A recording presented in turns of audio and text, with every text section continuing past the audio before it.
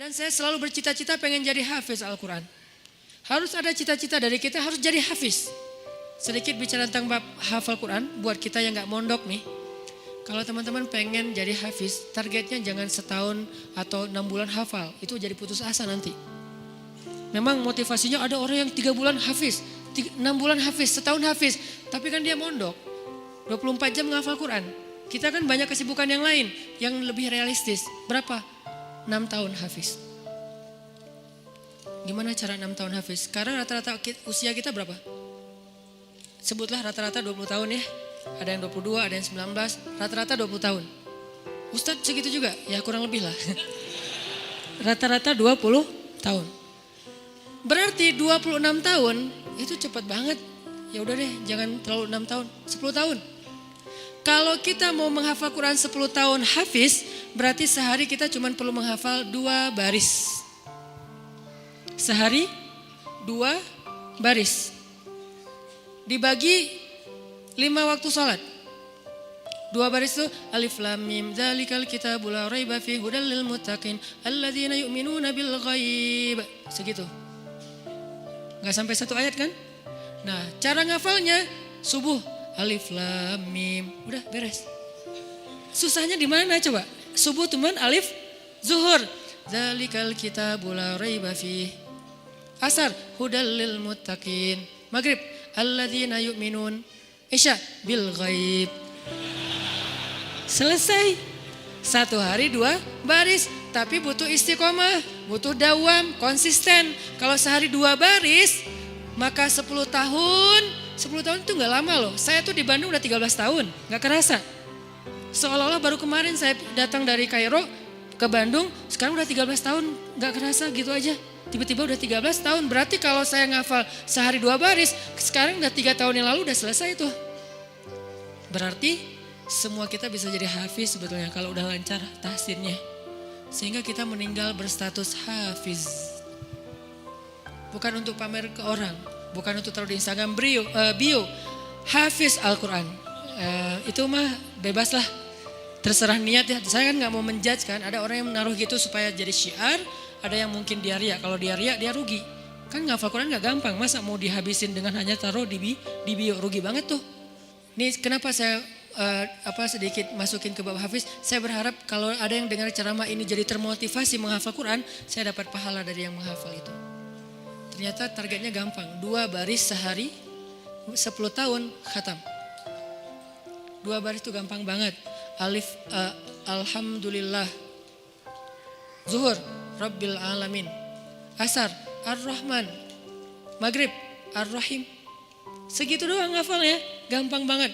Kul, Zuhur, ya. Asar, ayyuhal. Gitu doang kan, saking gampangnya. Kapan itu khatamnya Ustadz? Gak tahu pas sakaratul maut kali. Saking pendek-pendeknya. Nah maksud saya, target sebelum meninggal hafiz. Tapi kan kita gak tahu usia kita Ustadz. Memang kita gak tahu, ini mah target semampu kita. Kalau meninggal sebelum 10 tahun, yang penting kita udah punya niat. Siapa yang berniat baik dan tidak tercapai, maka dia dapat pahala kebaikan yang utuh. Siapa yang tercapai, dia dapat pahala 10 kali lipat. Kalau kita meninggalnya usia 40 tahun, usia 50 tahun, udah hafiz. Tahu gak kedudukan hafiz di akhirat nanti kayak gimana? Itu keren banget. Harus cemburu kita sama orang yang hafiz tuh. 1, dijamin surga, kalau dia ikhlas, dijamin surga. Kita tuh bukan golongan sahabat. Saya kemarin pas datang ke kuburan Uhud ya, namanya Jannatul Uhud, surga Uhud. Kenapa? Karena di situ dimakamin 10.000 ahli surga. Pas saya datang ke kuburan Uhud, saya ngerasa duduk aja lama di situ ya, mikir beruntung banget ya mereka. Semua dijamin surga. Duduk di kuburan Uhud itu nggak ada serem-seremnya. Benar-benar namanya surga Uhud. Karena kayak kita duduk di atas taman surga. Kan datang ke kuburan tuh ada agak-agak serem gimana gitu kan. Ini gak ada seremnya sama sekali, nyaman. Merpatinya banyak hingga di atas kuburan-kuburan itu. Dan di atas kuburan itu kita bisa tahu beberapa. Ini kuburan Sayyidah Aisyah, ini kuburannya Ibrahim anak Rasulullah, ini kuburannya Imam Malik, ini kuburannya misalnya Fatimah, ini kuburannya Ummu Kulsum, putri-putri Rasulullah. Duduk aja di atas kuburan para sahabat. Beruntung banget ya mereka dijamin surga. Kita nggak dapat kesempatan itu karena nggak sezaman dengan Nabi. Tapi kita punya kesempatan lain. Gimana? Hafiz Al-Quran, dijamin surganya. Dengan syarat ikhlas dan tidak berbuat dosa besar. Dijamin surga. 1. Kedua, bisa bawa 10 orang selain mantan ke surga. Kasihan juga ya mantan ini ya. Makanya jangan jadi mantan. 10 orang.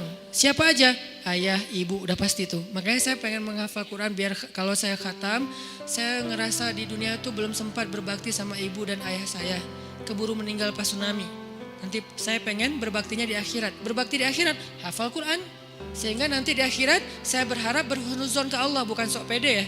Kayak Ustaz udah paling pasti masuk surga aja. Bukan, husnuzon ke Allah. Nggak boleh sok pede. Kalau sok pede namanya mentazkiyah diri sendiri. La tuzakku anfusakum. Berhusnuzon ke Allah, Allah maha menepati janji, saya bisa bawa mak, yuk ikut abang, kemana bang? Surga. Kan enak ya, bapak yuk ikut abang kemana? Surga. Kakak saya meninggal juga di tsunami, itu buat saya ibu kedua saya setelah ibu saya karena dia paling banyak berkorban. Kak Yus yuk ke surga, kemana? Ayo ikut abang, kemana bang? Surga. Itu tuh kayak goals akhirat goals lah. Kalau kita punya life goals, ini adalah akhirat goals. Buat siapa lagi? Istri. Buat siapa lagi? Anak. Kalau semuanya hafizoh, ya berarti lebih banyak lagi yang bisa kita bawa. Itu tuh keren banget.